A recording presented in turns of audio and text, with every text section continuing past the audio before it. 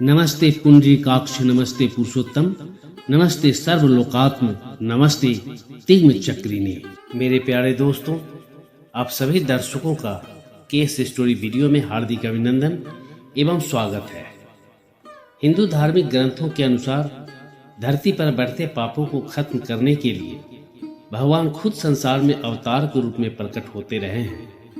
श्रीमद् भागवत गीता में अर्जुन को ज्ञान देते हुए भगवान श्री कृष्ण ने कहा है कि हे अर्जुन, मैं ही ईश्वर हूँ। मैं ब्रह्मांडीय व्यवस्था को बहाल करने के लिए अवतार लेता हूँ। सब प्राणी मुझ में है और मैं भी सब प्राणियों में हूँ। श्रीमद् भागवत गीता के 4 अध्याय में भगवान श्री कृष्ण ने कहा है, यदा यदा ही धर्मस्य ग्लानिर्भवति भारत अभ्युत्थानं धर्मस्य तदात्मानं सृजाम्यहम्। अर्थात जब जब धर्म की हानि होती है और अधर्म बढ़ने लगता है, तब तब मैं स्वयं की रचना करता हूँ, अर्थात जन्म लेता हूँ। मानव की रक्षा, दुष्टों के विनाश और धर्म की पुनः स्थापना के लिए मैं अलग अलग युगों में अवतरित होता हूँ। भगवान श्री हरि विष्णु ने धर्म की रक्षा हेतु हर युग में अवतार लिया है। श्री हरि विष्णु ने हर युग में विभिन्न अवतार लिए हैं, अर्थात सतयुग में भगवान विष्णु के 3 अवतार हुए, जिसमें मत्स्य अवतार, कूर्म अवतार और बराह अवतार है। त्रेता युग में भगवान विष्णु का 4 अवतार हुए, जिसमें मुख्य रूप से नरसिंह अवतार, वामन अवतार, परशुराम अवतार और रामा अवतार है। द्वापर युग में श्री हरि भगवान विष्णु का सिर्फ एक ही अवतार हुआ, जिसे कृष्ण अवतार के नाम से जानते हैं। और कलयुग में भगवान विष्णु का 2 अवतार कहा जाता है, जिसमें बुद्ध अवतार एवं कलिक अवतार आते हैं। वैसे अभी कलिक अवतार होना शेष है, क्योंकि कलिक अवतार कलयुग के अंतिम चरण में होगा। अभी कलयुग का प्रथम चरण चल रहा है। वैसे तो भगवान विष्णु का अनेक अवतार हुए, लेकिन उनमें 10 अवतार ऐसे हैं जो प्रमुख रूप से स्थान पाते हैं, जिन्हें 10 अवतार भी कहते हैं। भगवान विष्णु के इन मुख्य 10 अवतारों के अलावे अंशावतार, आवेशावतार आदि को मिलाकर 14 अन्य अवतार भी बताए गए हैं। इस प्रकार भगवान विष्णु के कुल 24 अवतार बताए जाते हैं, पर हम यहाँ भगवान विष्णु के नरसिंह अवतार के कथा का ही चर्चा करेंगे।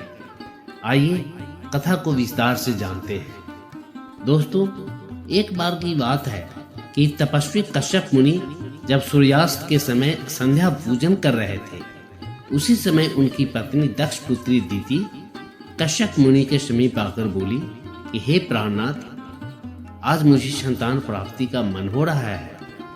अब मुझे संतान चाहिए।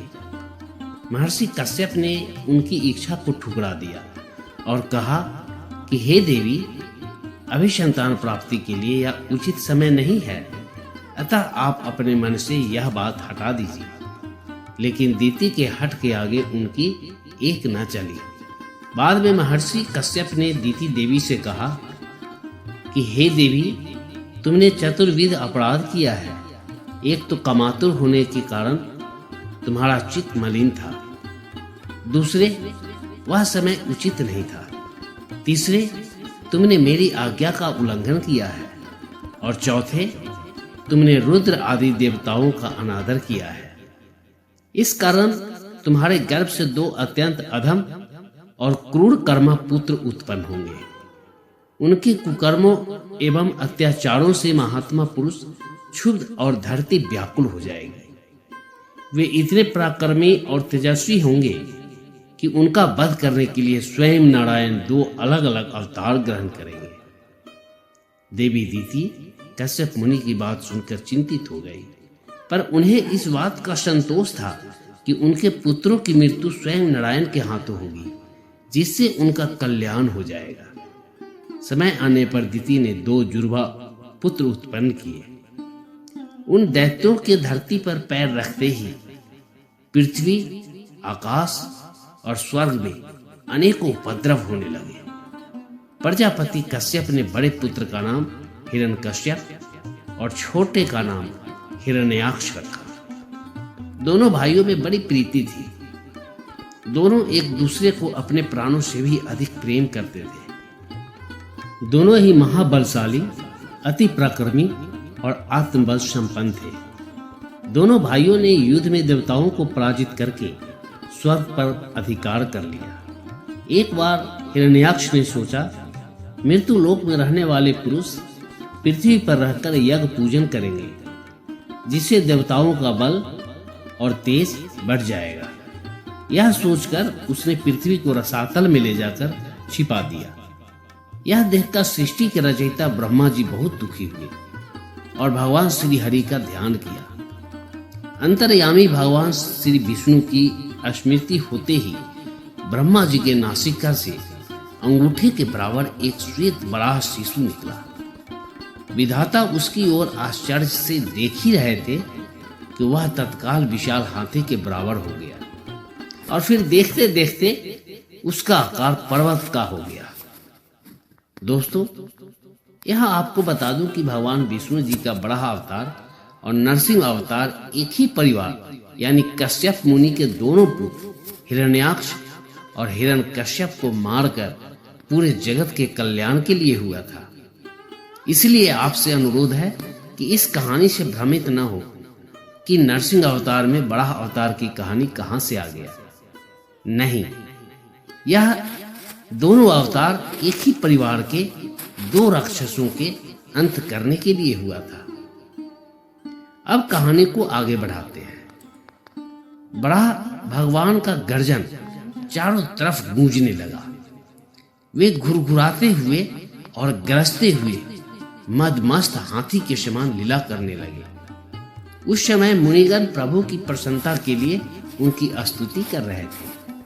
भगवान स्वयं यज्ञ पुरुष है, तथापि शुक्र रूप धारण करने के कारण अपने नाक से सूंघकर पृथ्वी का पता लगा रहे थे। उनकी दाढ़ी बड़े कठोर थी और त्वचा पर करे करे बाल थे। इस प्रकार वे बड़े क्रूर जान पड़ते थे, पर अपनी स्तुति करने वाले मुनियों की ओर बड़ी सौम्य दृष्टि से निहारते हुए उन्होंने जल में प्रवेश किया। भगवान बड़े वेग से जल को चीरते हुए रसातल में जा पहुंचे। वहां उन्होंने पृथ्वी को देखा और अपने दाढ़ी से पृथ्वी को उठाकर रसातल से बाहर निकाले। जल से बाहर निकालकर वे पृथ्वी को एक स्थान पर स्थापित कर ही रहे थे कि हिरण्याक्ष वहां पहुंच गया। उसने बड़ा भगवान को युद्ध की चुनौती दी। इसके बाद हिरण्याक्ष और बड़ा भगवान के बीच भयंकर संग्राम हुआ। इस युद्ध में बड़ा भगवान ने खेल खेल में ही हिरण्याक्ष का वध कर दिया। देवता आकाश मार्ग में भगवान विष्णु की जय जयकारे करने लगे।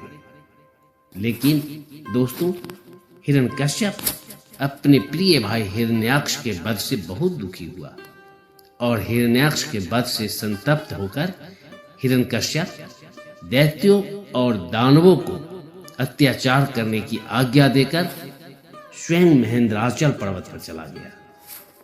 उसके हृदय में बैर की आग धधक रही थी, अतः वह भगवान विष्णु से बदला लेने के लिए ब्रह्मा जी की घोर तपस्या करने लगा।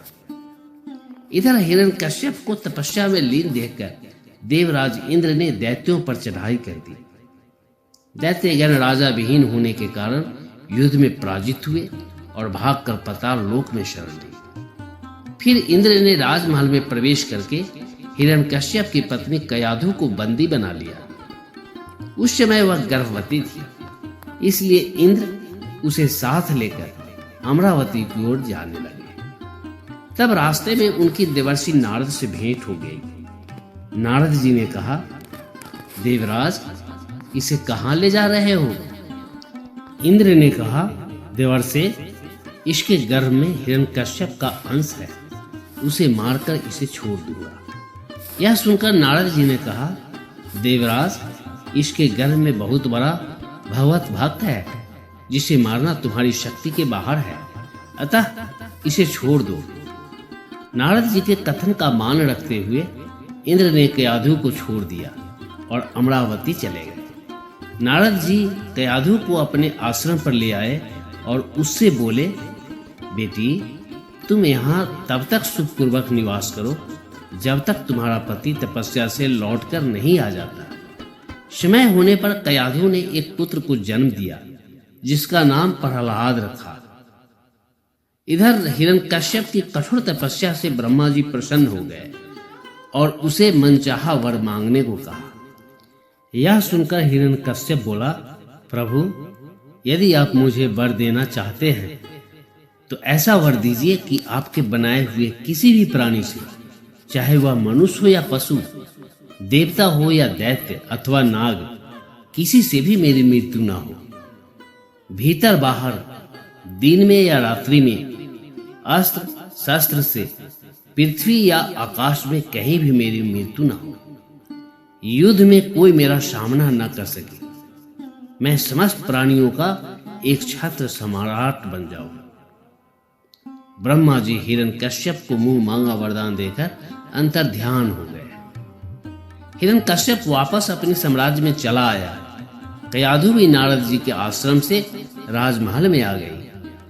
हिरण्यकश्यप अपने पुत्र प्रहलाद को देखकर अति प्रसन्न हुए और इसके बाद हिरण्यकश्यप ने प्रहलाद की शिक्षा की व्यवस्था की। धीरे धीरे प्रहलाद की आयु बढ़ने के साथ साथ उसकी भगवत भक्ति भी बढ़ने लगी।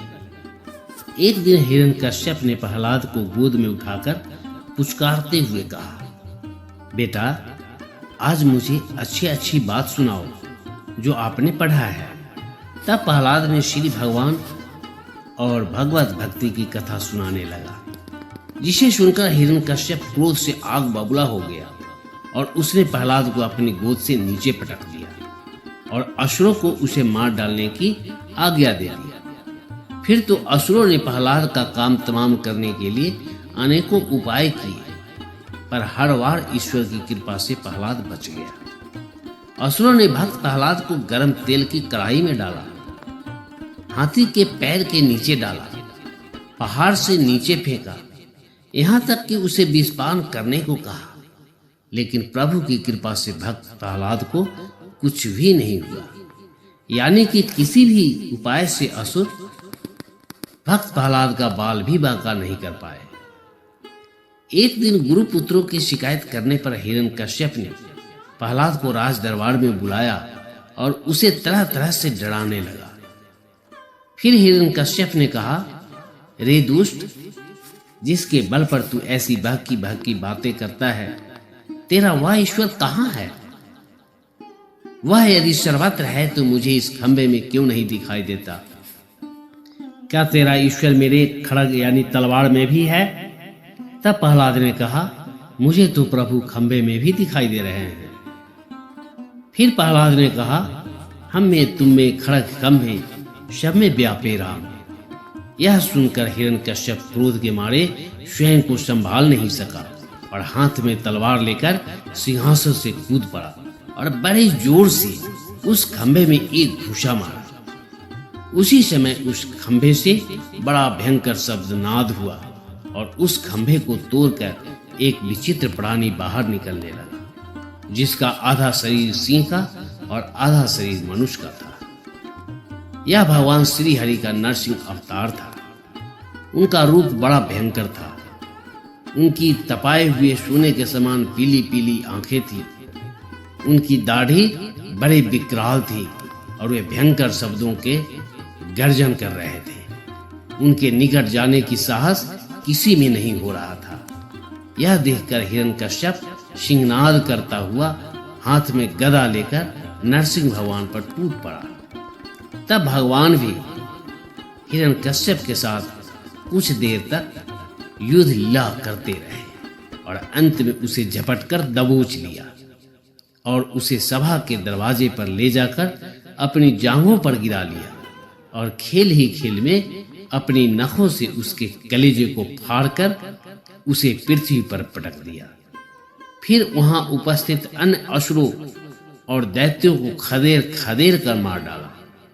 उनका क्रोध बढ़ता ही जा रहा था। वे हिरण्यकश्यप की ऊंची सिंहासन पर विराजमान हो गए। उनकी क्रोधपूर्ण मुखाग्रति को देखकर किसी को भी उनके निकट जाकर उनको प्रसन्न करने का साहस नहीं हो रहा था। हिरण्यकश्यप की मृत्यु का समाचार सुनकर उस सभा में ब्रह्मा, इंद्र, शंकर, सभी देवगण, ऋषि मुनि, सिद्ध, नाग, गंधर्व आदि पहुंचे और थोड़ी दूरी पर स्थित होकर सभी ने अंजलि बांधकर यानी हाथ जोड़कर भगवान की अलग अलग से स्तुति की, पर भगवान नरसिंह का क्रोध शांत नहीं हुआ। तब देवताओं ने माता लक्ष्मी को उनके निकट भेजा, पर भगवान के उग्र रूप देखकर वे भी भयभीत हो गई। तब ब्रह्मा जी ने प्रहलाद से कहा, बेटा, तुम्हारे पिता पर ही तो भगवान क्रुद्ध हुए थे, अब तुम ही जाकर उनको शांत करो।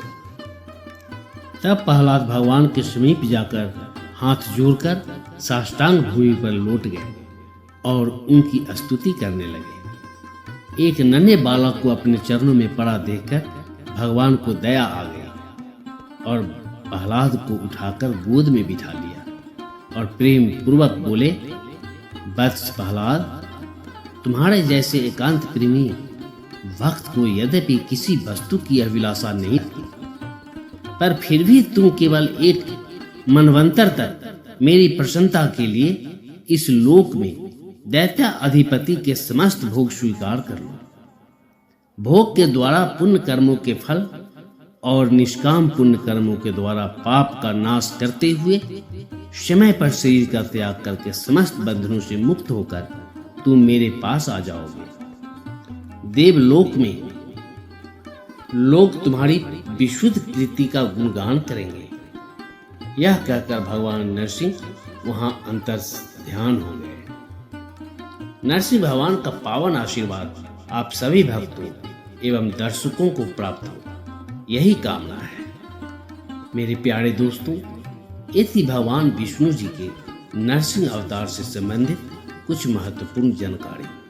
प्रसंग यहीं पर समाप्त हो रहा है और हम आशा करते हैं कि यह प्रसंग आपको अच्छा लगा होगा। भगवान विष्णु का पावन आशीर्वाद आप सभी सनातनी भक्तों को हमेशा प्राप्त होता रहे। आप उनके आशीर्वाद के पात्र बनते रहें। दोस्तों, अगर हमारे वीडियो की कहानी आप सभी को अच्छा लगता है तो please KS story video channel को सब्सक्राइब, लाइक जरूर करें, वीडियो शेयर भी करें और हाँ, आप हमें अपना बेस्ट सुझाव कमेंट के द्वारा जरूर दें। जय नरसिंह भगवान कमेंट में जरूर लिखें। धन्यवाद।